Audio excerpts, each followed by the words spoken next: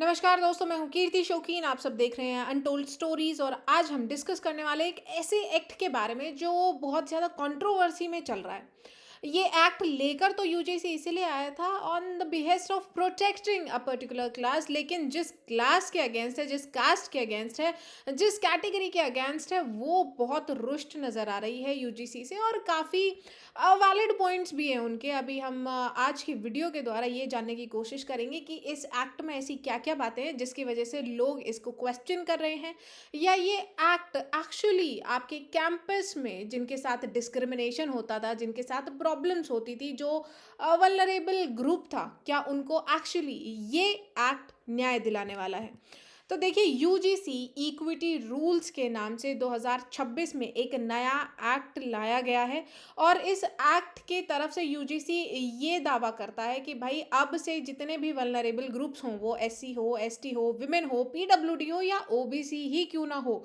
उन सबको हम प्रोटेक्शन प्रोवाइड करेंगे इस एक्ट के द्वारा। इससे पहले हमारे पास एससी एसटी प्रिवेंशन एक्ट भी था, प्रिवेंशन ऑफ एट्रोसिटीज एक्ट, लेकिन वो इतना ज़्यादा गंभीर चीज़ों को नहीं लेता था या फिर इतना ज़्यादा पनिशमेंट उसमें नहीं थी।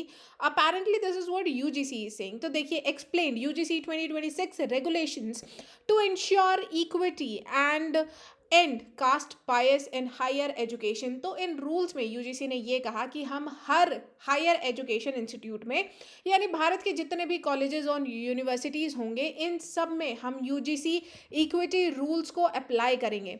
अब ये है क्या, it is related to what, देखिए बेसिकली यूजीसी इक्विटी रूल्स ये कहते हैं कि सबको बराबर का इक्विटेबल ट्रीटमेंट मिलना चाहिए। अगर आप किसी भी कास्ट के खिलाफ, किसी भी वल्नरेबल ग्रुप के खिलाफ जो कि इस ग्रुप में मेंशन्ड है, उनके खिलाफ अगर आप डेरोगेटरी कमेंट्स पास करते हैं, अगर आप उनको डिफेम करने की कोशिश करते हैं, अगर आप कास्टिस्ट स्लर उनको पास करते हैं, या फिर आप डायरेक्ट हो या इनडायरेक्ट इनडिस्क्रिमिनेशन कर रहे हैं, तो आपको कुछ पर्टिकुलर चीज़ों का सामना करना पड़ेगा, आपको कुछ पर्टिकुलर पनिशमेंट्स दी जाएँगी और ये किया जाएगा with in the college campus. यानी अब आपको कॉलेज की तरफ से इन चीज़ों के लिए पनिश किया जाएगा। लेकिन इसमें प्रॉब्लम्स क्या-क्या हैं? अब देखिए, सबसे पहले डिस्क्रिमिनेशन की बात की जाए, तो डिस्क्रिमिनेशन को हटाने के लिए इन्होंने सेटअप करने की बात की है इक्वल अपॉर्चुनिटी सेंटर्स की। अब ये सेंटर ऐसा है जिसमें भाई जिसको भी जो भी प्रॉब्लम हुई है वो बंदा आएगा, यहाँ पर रिपोर्ट करेगा और ये कहेगा कि भाई दिस फलाना दिखाना, इस बंदे ने मेरे खिलाफ ऐसे ऐसे ये सेंटेंसेस यूज़ किए हैं, या मुझे भाई कम्युनिटी जो भी प्लेसेस हैं वहाँ पर जाने से रोका है, पानी पीने से रोका है, या ऐसा किया जा रहा है, जो बेसिकली केसेस आते हैं वो सब जाकर रिपोर्ट किए जाएँगे ऐसे इक्वल अपॉर्च्युनिटी सेंटर्स में। अब ये इक्वल अपॉर्च्युनिटी सेंटर में जो सेल है वो काम किस-किस के लिए कर रहा है? देखिए, ये पर्टिकुलर ग्रुप है। सिर्फ़ उन्हीं के लिए आप कंप्लेंट, ये पर्टिकुलर ग्रुप ही ये कंप्लेंट कर सकता है, कुछ एक पर्टिकुलर ग्रुप के अगेंस्ट ही ये कंप्लेंट कर सकता है। इसीलिए इस एक्ट को बहुत बायस्ड बताया जा रहा है और ये कहा जा रहा है कि ये एक कंप्लीट एक्ट नहीं है और ये बहुत ज़्यादा अगेंस्ट है एक जनरल कैटेगरी के। ये कैसे? अभी हम जानते हैं। देखिए, ग्रुप एक ग्रुप जो कंप्लेंट कर सकता है उसमें कौन-कौन है? Women, PWD, SC, ST and OBC. अब ये पांचों लोग मिलकर कंप्लेंट किसके खिलाफ करेंगे? ये करेंगे जनरल कैटेगरी मेन के खिलाफ। अगर जनरल कैटेगरी का कोई भी लड़का, कोई भी आदमी, कोई भी फैकल्टी मेंबर हो, कोई भी पीएन से लेके आपके वीसी तक, अगर कोई भी जनरल कैटेगरी का बंदा है, जनरल कैटेगरी का लड़का है, उसके खिलाफ ये कंप्लेंट की जा सकती है। कंप्लेंट करने के बाद अपील करने का टाइम कितने दिन का है? 30 दिन का। लेकिन तब तक एक्शन आप पर हो चुका होगा, क्योंकि अपैरेंटली एक्शन लेना मैंडेटरी है वीसी के लिए और कॉलेज के लिए, वरना उनकी मान्यता रद्द कर दी जाएगी। अब इसमें प्रॉब्लम क्या है? सबसे बड़ी प्रॉब्लम कि ये सिर्फ जनरल कैटेगरी के खिलाफ है। व्हाट इफ जनरल कैटेगरी के खिलाफ कास्ट स्लर आप कोई भी other caste is using? Second problem is कि इसमें जो ड्राफ्ट रूल्स थे उसमें ओबीसी इंक्लूड नहीं था। अब जब फाइनल जो हमारे पास एक्ट आया उसमें ओबीसी इंक्लूडेड है, एंड ओबीसी का सबको पता है कि OBCs are not simply other backward classes. ऐसे बहुत सारी कास्ट हैं जो एक पर्टिकुलर रीजन में डोमिनेंट कास्ट बनती है। अगर आप कहीं पर जाएँगे, सोचिए आप किसी एक पर्टिकुलर जगह पर जाते हैं जहाँ पे यादव्स वैसे ओबीसी में आते हैं पर वो डोमिनेंट कास्ट हैं। अभी गुड़गांव का ही एग्जांपल ले लीजिए, तो क्या वहाँ पर यादव्स ब्राह्मण से कम सोशल स्टेटस एंजॉय करते हैं? तो गुड़गांव की अगर किसी यूनिवर्सिटी में सेम बिहेवियर जो अपर कास्ट से एक्सपेक्ट किया जाता है वो एक डोमिनेंट कास्ट से भी आपको मिल सकता है, लेकिन एक जनरल कैटेगरी का बंदा उसके खिलाफ रिक्वेस्ट या फिर अपील नहीं कर सकता या उसके खिलाफ कोई कंप्लेन फाइल नहीं कर सकता। ये सबसे बड़ी प्रॉब्लम है। Second is fake complaints, false complaints, जो कि हमने देखा कि SC ST prevention of atrocities act जो है उसमें सबसे ज़्यादा फेक कंप्लेंट्स की जाती है। 95% तक केसेस फेल होते हैं, उसमें कन्विक्शन नहीं होता है। तो ऐसे में अगर इनके इस पर्टिकुलर एक्ट में यूजीसी इक्विटी रूल्स है, इसमें अगर फेक कंप्लेंट्स फॉल्स कंप्लेंट्स की जाती हैं तो उसके खिलाफ क्या प्रावधान है? कोई भी प्रोविजन उसके लिए इस एक्ट में नहीं दिया गया है, एक्सेप्ट कि आप 30 दिन में अपील करेंगे और फिर मतलब आपके खिलाफ तो काम हो चुका है, आपको कॉलेज से निकाला जा चुका है, आपके खिलाफ एफआईआर हो चुकी है, उसके बाद आप अपील करते रहिए, सालों साल आप कोर्ट में घसीटते रहिए अपने आप को, लेकिन इलाज आपका नहीं होगा। ये सबसे ज़्यादा प्रॉब्लम जनरल कैटेगरी को है। और जनरल कैटेगरी का कहना है कि भाई आप ये ऐसा रूल ले आए हैं, ऐसा रेगुलेशन लाने की बात कर रहे हैं जिसमें साफ साफ हेट अगेंस्ट अपर कास्ट दिख रहा है। तो बेसिकली आप एक पर्टिकुलर कास्ट का डिस्क्रिमिनेशन कम करने के लिए दूसरी कास्ट के अगेंस्ट डिस्क्रिमिनेशन कर रहे हैं। That is totally not fair.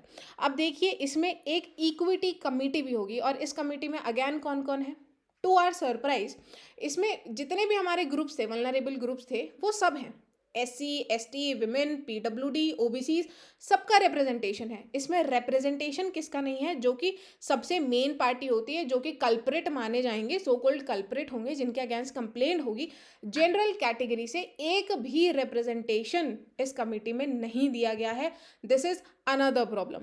UGC brings out new rules against caste discrimination. अब ये यूजीसी इस बात का बहुत हवा बना रहा है कि देखिए हम तो कास्ट डिस्क्रिमिनेशन के खिलाफ ये लेकर आए हैं, लेकिन अगेन कास्ट डिस्क्रिमिनेशन करते हुए ही हम ये नए रूल्स लेकर आए हैं।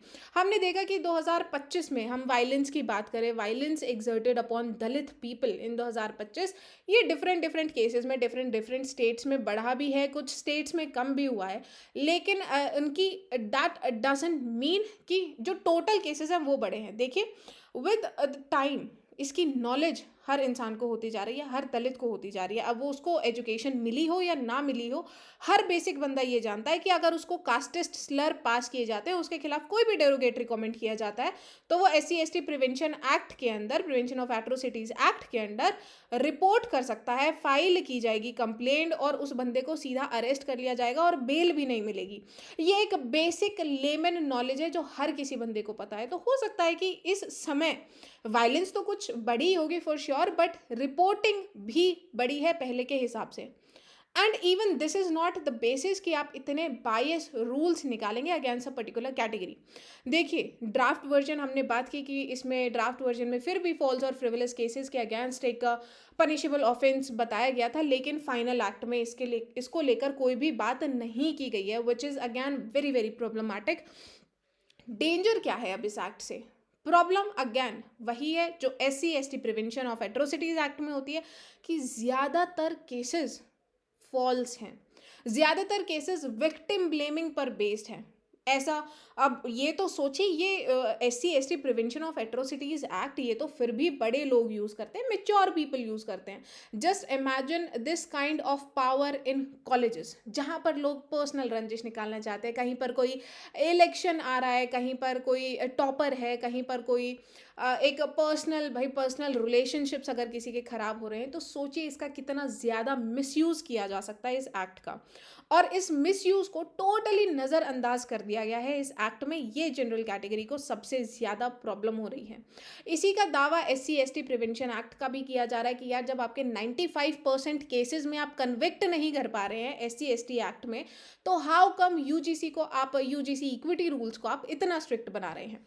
Equity and anti discrimination regulations, अब टोटल बात की जाए तो 3 चीज़ें ये इक्विटी रेगुलेशंस लेकर आया है। देखिए, सबसे पहले इक्वल अपॉर्चुनिटी सेंटर जो हमने देखा कि जहाँ पर कंप्लेंट की जाएगी, then we have equity committee जिसमें हमने देखा इसमें भी रिप्रेजेंटेशन की प्रॉब्लम है, देन वी हैव 24/7 हेल्पलाइन। अब ऐसी हेल्पलाइंस में यूजुअली एनोनिमस कंप्लेंट्स भी एंटरटेन की जाती हैं। अब सोचिए कोई एक अपर कास्ट, मैं तो ये कह रही हूँ just imagine this to be the higher end, एक अपर कास्ट ही दूसरी अपर कास्ट के खिलाफ, दो लोग हैं जो एक दूसरे को पसंद नहीं करते हैं, दोनों अपर कास्ट हैं या दोनों लोअर कास्ट से हैं सोचिए, और वो दोनों किसी एक बंदे को पसंद नहीं करते जो जनरल कैटेगरी से है, तो उसके खिलाफ एनोनिमस कंप्लेंट भी की जा सकती है and the person will not even know कि किसने क्या कंप्लेंट किया है। इसके अलावा हमारे पास इक्विटी एम्बेसडर्स भी हैं, यानी चलते फिरते रिपोर्टर्स होंगे आपके कॉलेजेस में, आपके ग्रुप्स में, आपके फ्रेंड ग्रुप में, फ्रेंड सर्कल में ऐसे लोग होंगे जो आपका बिहेवियर नोटिस कर रहे होंगे और जाके इन इक्वल अपॉर्चुनिटी सेंटर्स में बताएंगे कि देखिए ये बंदा है, this is ABC and this is how is he is using caste slur या डिस्क्रिमिनेशन कर रहा है। अब ये सच भी हो सकता है, ये झूठ भी हो सकता है। तो सोचिए हाउ डिफिकल्ट ये will this be for general category students. तो बेसिकली आप इस एक्ट से ये कह देना चाह रहे हैं कि देखिए, गवर्नमेंट के जो भी इंस्टीट्यूशंस हैं उनमें जनरल कैटेगरी का जीना मुश्किल होने वाला है। ठीक है, हम डिस्क्रिमिनेशन कम करना चाहते हैं against the caste, lower caste जिन्होंने इतने साल से डिस्क्रिमिनेशन भुगता है, लेकिन उसको ठीक करने का एक ही तरीका है, that we go discriminatory against the upper caste. ये आजकल जो भी मोड है ये ले लिया है हमारी गवर्नमेंट ने। देखिए, अब बात आती है कि डिस्क्रिमिनेशन होता क्या है, किस किस बेसिस पर किया जा सकता है। Caste, religion, race, tribe, place of birth, इन सब चीज़ों पे अगर कुछ भी आपको डायरेक्ट या इनडायरेक्ट, अब ये भी देखिए ये कितना वेग है, डायरेक्ट या इनडायरेक्ट, तो अगर हो सकता है कि आप किसी के साथ खाना खाने से मना कर दें एंड भगवान ना करे अगर वो कोई आपका लोअर कास्ट फ्रेंड हुआ, अगर वो नॉन वेज खा रहे हैं या वेज खा रहे हैं, it is your personal preference, अगर वो आपके लोअर कास्ट फ्रेंड हुए तो वो जाकर कंप्लेंट कर सकते हैं कि आप उनके साथ डिस्क्रिमिनेटरी बिहेवियर कर रहे हैं। और ये आप इक्विटी कमिटी बेसिकली डिसाइड करेगी, उसमें आपका कोई रिप्रेजेंटेशन भी नहीं है, कोई जनरल कैटेगरी का बंदा ये भी नहीं बता सकता कि देखिए ये personal preference and it is not the discrimination. ये टोटली डिपेंड करेगा किस पे, उस कमिटी पे जिसमें आपकी रिप्रेजेंटेशन ही नहीं है। इक्विटी एम्बेसडर्स की हम बात कर रहे थे, then we have mobile equity squads जो पूरा कैंपस में विजिलेंस रखेगा। तो अब इससे कैंपस को भी प्रॉब्लम हो रही है, अब इसमें यूनिवर्सिटीज़ को भी डाउट है कि यानी इक्विटी एम्बेसडर्स होंगे, पूरा विजिलेंस होगा, तो यानी कौन से कैंपस में क्या चल रहा है, और पर्सनल जो कैंपस के बेसिकली रूल्स होते हैं, रेगुलेशंस होते हैं जो कैंपस तक ही रहने चाहिए, जो एक VC हैंडल करता है, ये सब भी अब बाहर जा सकते हैं। इसी के साथ साथ हमने डोमिनेंट कास्ट की बात की कि कैसे OBC को इसमें इंक्लूड कर लिया गया, और OBC सिर्फ अदर बैकवर्ड क्लासेस नहीं है, ये अपने अपने रीजन में डोमिनेंट कास्ट हो सकते हैं, और अपर कास्ट जैसे बिहेवियर जिस परसेप्शन पर ये रूल बनाए गए हैं, एक्ट बनाए गए हैं, वो बिल्कुल दिखा सकता है। अभी हम एक रीसेंट एग्जाम्पल लेते हैं, अंकिता भंडारी केस। इसके लिए प्रोटेस्ट चल रहा था उत्तराखंड में, एक नोबेल कोज के लिए लोग खड़े थे, चाह रहे थे कि अंकिता भंडारी को जल्दी से जल्दी जस्टिस मिले, लोग वहाँ पर प्रोटेस्ट कर रहे हैं, तो अचानक से आवाज़ आती है कि हमें ब्राह्मणवाद से आज़ादी चाहिए। अब देखिए, एक नोबेल कॉज के लिए किए गए प्रोटेस्ट को कैसे ब्राह्मणवाद में मोड़ दिया गया, कैसे कास्टिस्ट बना दिया गया। तो अगर ये सब पब्लिक प्लेटफॉर्म्स पर किया जा रहा है, अब ये जो अभी आपकी स्क्रीन पर है ये GNU की पिक्चर्स हैं जिसमें कहा जा रहा है देयर विल बी ब्लड, ब्राह्मण से लीव।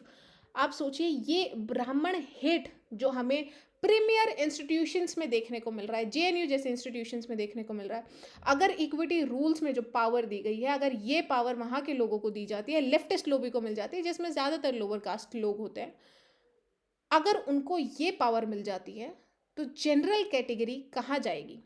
तो क्या आप सीधा सीधा उनको ये कह रहे हैं कि देखिए आप गवर्नमेंट इंस्टीट्यूशंस में मत आइए, क्योंकि वहाँ पर या तो आपको ऐसा देखने को मिलेगा, ऐसे आपको बिहेवियर्स देखने को मिलेंगे कि गो बैक टू शाखा, and I don't know what kind of bias is this. ब्राह्मण हेट या अपर कास्ट हेट ये सब इग्नोर हो जाता है, और जो केसेस अगेंस्ट लोअर कास्ट होते हैं वो बहुत तूल पकड़ लेते हैं। अब गलत किसी के भी साथ हो, जस्टिस सबको मिलना चाहिए, लेकिन ऐसे जो यूनिवर्सिटीज़ हैं जहाँ पर अपर कास्ट के खिलाफ हेट हो रहा है या ऐसे ब्राह्मण हेट आपको डायरेक्ट देखने को मिल रहा है, तो वो लोग कहाँ जाकर रिपोर्ट करेंगे। तो बेसिकली वो कल्प्रिट हो सकते हैं, लेकिन उनको विक्टिम मानने से साफ-साफ मना कर दिया गया है, या फिर ये कहा गया है कि आप अपने घर पर रहिए या प्राइवेट इंस्टीट्यूशंस में पैसा फूँकिए, doesn't matter you are capable और नॉट। उसके बाद हम केसेस की बात करते हैं कि एससी एसटी केसेस में देखिए ये साफ-साफ डेटा है कि रिपोर्ट्स कितने हुए थे, उनमें कन्विक्शन क्या है। इतने कम रेट का कन्विक्शन है SC ST prevention of atrocities act 1989 में। उसके बाद यूजीसी इक्विटी रूल्स को और भी ज़्यादा स्ट्रिक्ट बना दिया गया है। और ये साफ-साफ ये दिखाई दे रहा है कि भाई ये थोड़ा इसमें चेंजेस की ज़रूरत है।